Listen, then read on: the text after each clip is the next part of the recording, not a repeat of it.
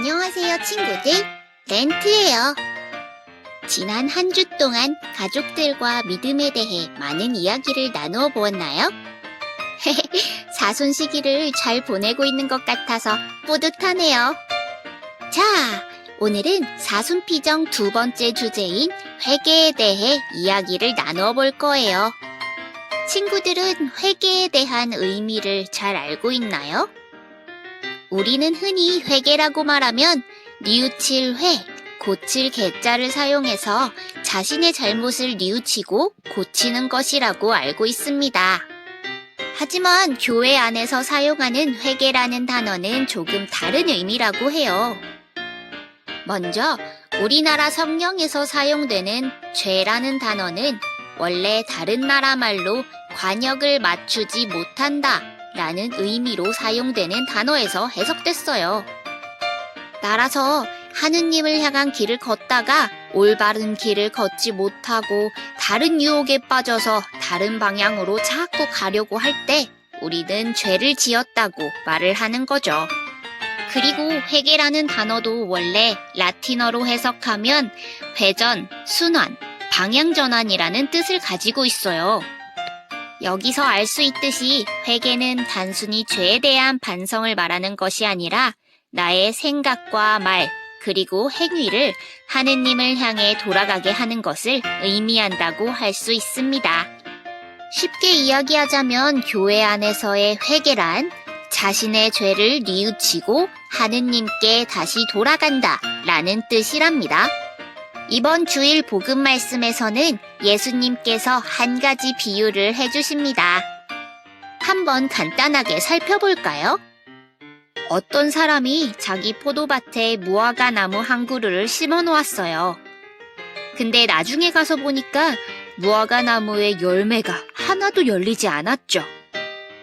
그래서 그 포도밭 주인이 거기를 관리하는 지배인에게 무화과 나무에 3년째 열매가 달리지 않았으니 잘라버리라고 얘기했어요. 그랬더니 포도밭 지배인이 주인에게 이렇게 말했습니다. 이 나무를 올해만 그냥 두시지요.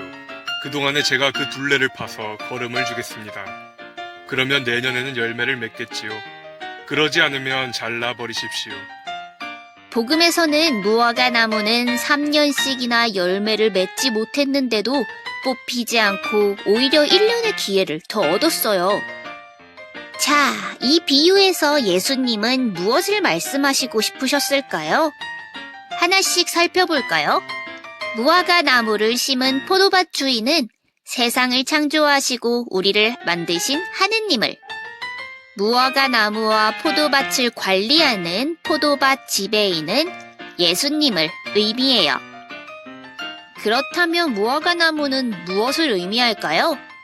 바로 우리들의 모습입니다.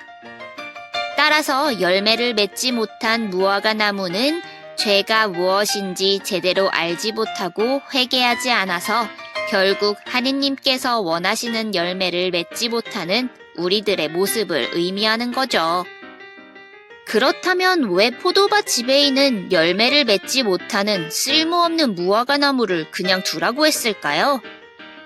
그건 바로 예수님께서는 하느님의 뜻이 쓸모없는 무화과 나무, 즉 죄를 짓고 사는 우리를 베어버리는 것이 아니라 꼭 열매를 맺는 모습을 보고 싶어 하신다는 걸 잘 알고 계셨기 때문일 겁니다.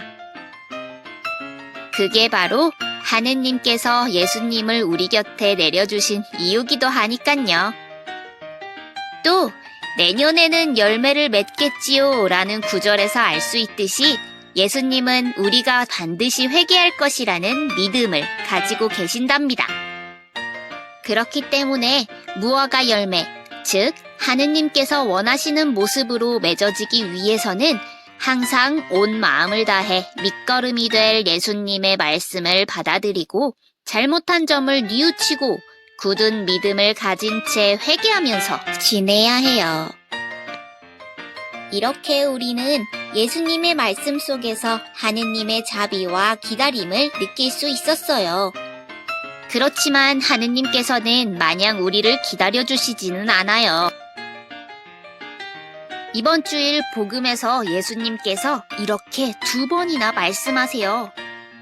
너희도 회개하지 않으면 모두 그처럼 멸망할 것이다.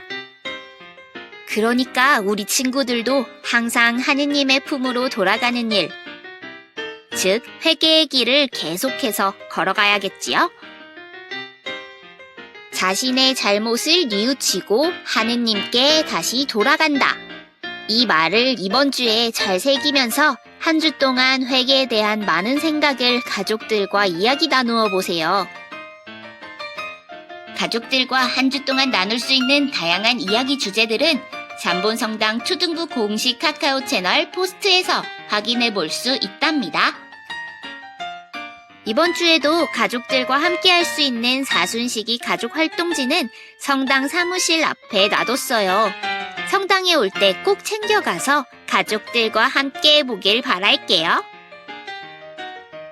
그럼 다음 주 사랑에 대한 이야기로 다시 만나요. 안녕!